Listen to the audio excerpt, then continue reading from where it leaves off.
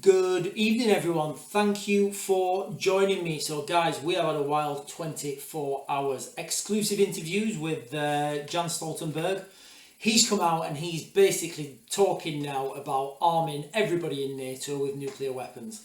Before we start, though, quickly, guys, today I was going to do a video on the Falkland Islands, Antarctica, oil, these recent announcements from Argentina about, they're telling us what's happening. Now, the reason I was going to do that video is because of one of you guys' comments. All this information is readily available for us to go and check out and for us to look, and it's there and it's all open source. But the reality is nobody does anything about it until it's too late, and then when it's too late, it costs a lot more. I don't just mean cost financially, I mean cost by human power, manpower, all that sort of stuff. And the reality is, I feel the Falklands is a flashpoint in the near future. I said this about Ukraine in like 2016. I said, not a chance. I said, this is going to go a lot bigger than it is right now. Nobody believed me, and I'm saying it now about the Falklands. You're going to see things, you're going to see these breadcrumbs laid out in front of you, and then all of a sudden, Britain will be looking saying, oh yeah, how did Argentina mass such a massive military and a mass, amphibious landing capacity? And, we will have known on this channel for such a long time, but the reality is people are looking at this and they have their head in the sand, and it's like they've got their heads in the sand and their fingers in their ears, and they just don't want to listen or accept the reality of the world. Anyway, guys, so an exclusive interview with Jan Stoltenberg. He's come out and he said that NATO need to be more transparent about their nuclear weapons and where they're being deployed. So the reason he's come out and said this, it doesn't really say in the article, but a nuclear deterrent is just that. It's a deterrent. You don't ever want to use your deterrent, because once you use it, people see if it works or if it doesn't work. If it doesn't work, and I've said this in a few videos, if that deterrent doesn't work, it's not a deterrent anymore. It's kind of like a lame duck. It's it's the opposite of a deterrent, because you've tried to use it and it doesn't work. So that's the reason that NATO are now, I want to say, rattling the sabre, but we'll come on to that afterwards. But that's the reason why NATO are now coming out and saying they want to be more transparent about their nuclear weapons. And they're saying they must deploy more, more nuclear weapons. So deploy more nuclear weapons to member states, deploy more nuclear weapons operationally, taking them out of storage. So that's what they're talking about now, because they're identifying the threats coming from China and Russia, which is really interesting because, I don't think he's mentioned China before. I think this is the first time that NATO spokespeople are mentioning China in this context to Ukraine. Excuse me. So they want to move missiles out of storage, and they want to put them into deployment. So just for context, the UK, I think the UK has about 40 nuclear weapons. Sorry, they have about 40 nuclear weapons on deployment. Sorry. They have a lot more than 40 nuclear weapons, but they only have 40 on deployment at any one time, and they're on the submarines that are stationed in Faslane. So the significance of this, taking them out of storage into potential deployment theatres, deployment areas, is that it takes a lot less time to fire them from a deployment area than it does bringing them out of storage, doing the checks, doing the balancers, doing the servicing, all that sort of stuff, and then putting them into, and then firing them. Because, it's all well and good having, the Americans or the Russians or whoever claiming they've got, 10,000 nuclear weapons. Okay, that's fine. Where are they stored? When was the last time they were serviced? Do they need their fissionable material upgrading or replacing? Can you fit them into current delivery systems? So, they're basically taking their paper threat and now putting that into into a real world threat. So that's kind of why they're talking about moving them out of storage and into deployment places. He also talks about, in the interview, a need to Trump-proof the weapons into Ukraine. So, I think the NATO guys, I think they all know what's coming if Trump wins. And remember, I've said this for such a long time. I've said you're going to see this divergence. I've said it till I'm blue in the face, and you will. You'll see this divergence with the UK and America. You know, they will on the face of it, they'll have a little argument, a little tiff, and they will stop funding the weapons into Ukraine. Now, I mentioned that before, guys, so I'm not going to go into it. But with the storage and the deployment of the nuclear weapon systems, there's, as I understand it, there's three phases. You've basically got your production of your nuclear weapons, so that will be done, I guess, in some scientific underground workshop somewhere. You've got the storage of them, and then you've got the delivery. Now, if you remember, NATO it's an alliance. So it's a nuclear alliance. So anybody who's a member state and somebody fires a weapon on them, it's like firing a weapon on everyone. So by de facto, NATO is a fully nuclear armed alliance. Now, what does that mean? It means basically that all countries, although they may not have at the moment nuclear weapons, they will have one of the other things. They may have the production facility. I know that's kind of, it might be counterintuitive, but you can make parts for the nuclear weapon. You can make, you can make the fissionable material, you can make the parts that go into that weapon, and then you can hand that over to someone else and they can put that together as an actual deliverable munitions. You've got the storage of once they're put together, you've got to store them somewhere. It's obviously got to be safe, secret, protected, all the rest of it. And then you've got the delivery. Now, the delivery systems, we're seeing a lot of this at the moment, and we're seeing NATO focus on air delivery of these systems. So you've got, most recently, the F-16s, they're all over the news. They're saying, the F-16s can be nuclear capable.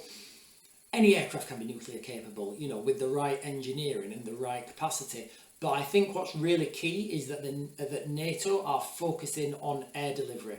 So if you remember in the UK, in like the 1962, the Cold War, we had the V-Force, we had the Victor, the Valiant, and the Vulcan, all nuclear capable aircraft, bombers. I personally don't think that, although those aircraft were absolutely fantastic, and I think they're some of the most beautiful machines that have ever been built, but as far as a nuclear delivery system, I don't think delivering from the air is the best method. I think the way that Britain has got them on submarines is the best method. It's virtually undetectable. You don't know where these submarines are. Like with an aircraft, you can track that with radar. Yes, of course, you can track submarines with sonar, but it's a lot harder when things are moving slow and close to the seafloor. But with the aircraft, they're moving fast, they're easily identifiable, and they can be taken down relatively easy with S400, S500 systems. Excuse me. So what I'm seeing into this and what I'm reading into this is that they're not looking to deploy strategic nuclear weapons from these aircraft. I think, and this is just me speculating, but I think everybody's gearing up for a low-yield tactical nuclear weapon exchange.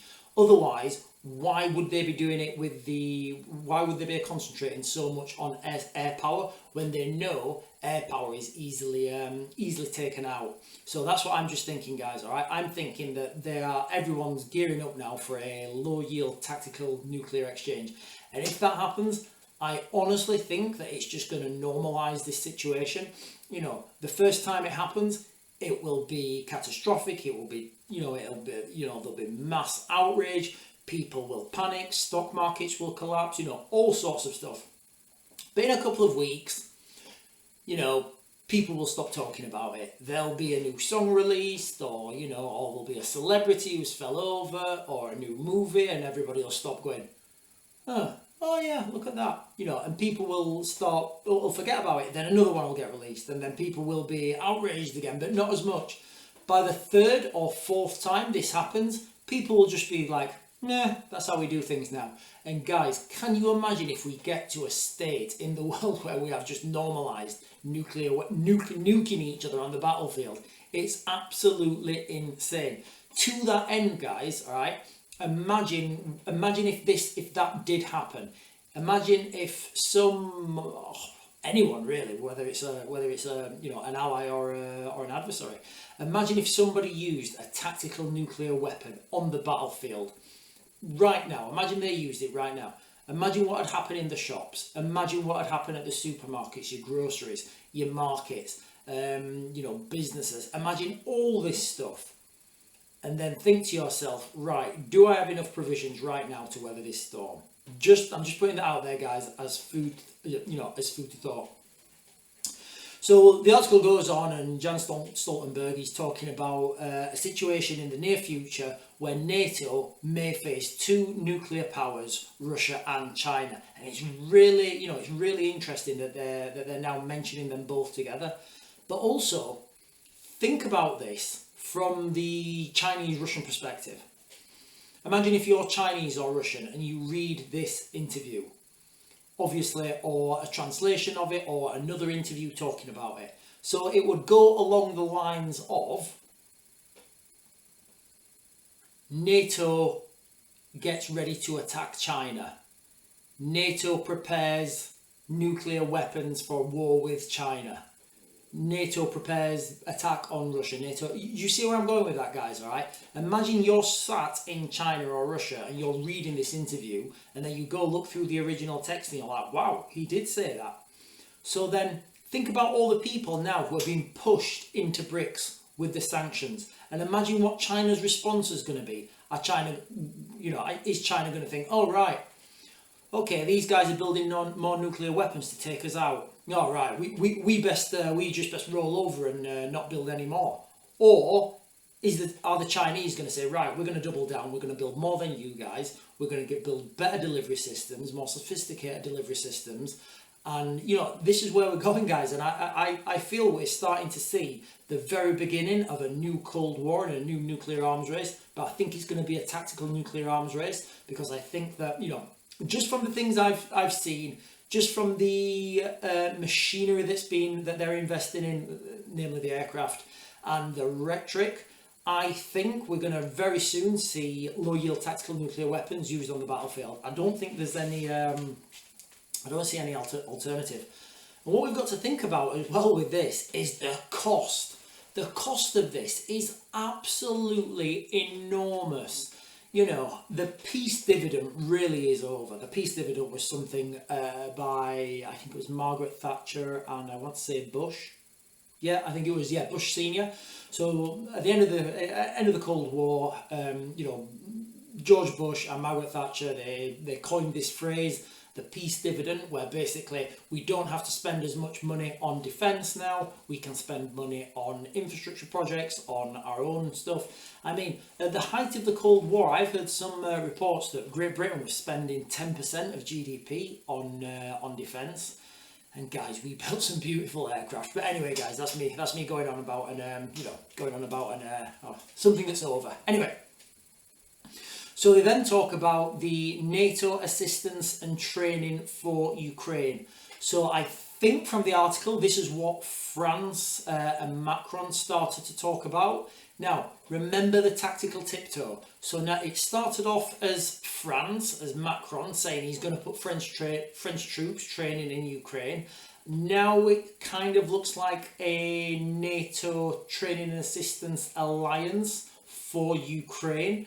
And remember, it's this tactical tiptoe. So Macron pushes out, he steps out, and he's like, right, guys, we're going to do this. We're going to push, we're going to do this, we're going to do this. We're going to send French troops in. And then he calls a snap election. He's not elected anymore and he's gone. But the groundwork's already done.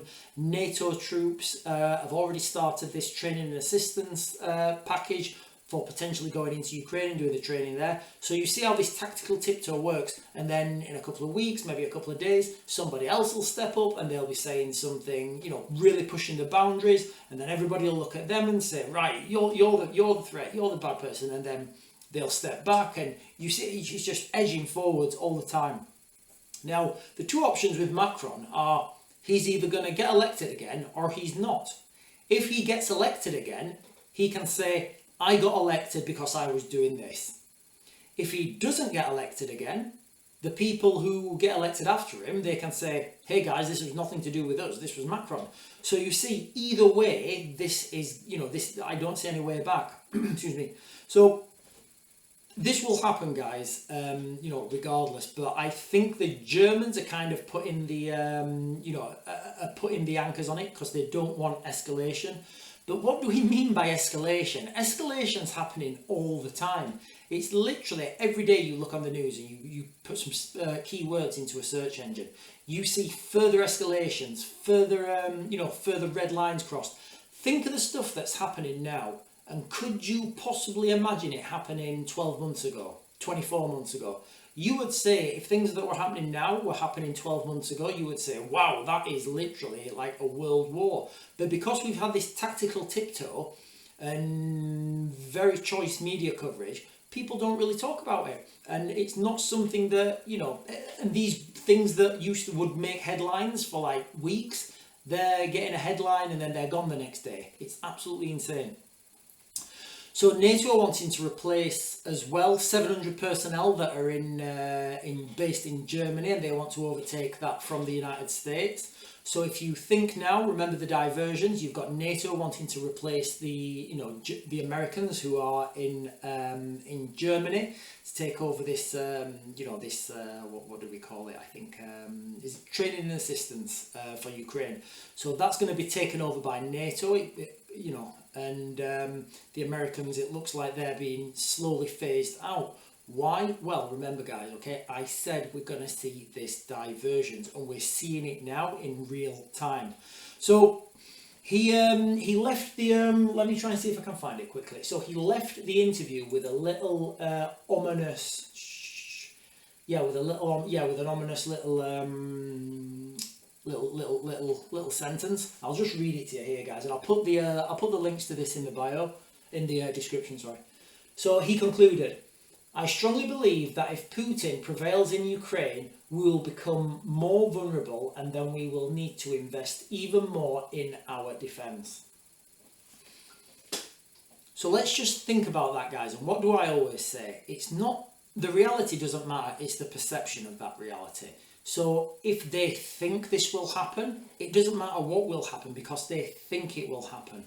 So, the NATO and the NATO members, remember, he's the Secretary General, so he's one of the highest ranking members of NATO, or the perceived highest ranking people in NATO. He doesn't have command over the military, but he's their spokesman. He's like their chair. So when meetings happen, he's the one who organises it, and he's basically like the chair of a committee, and NATO would be that committee. Excuse me.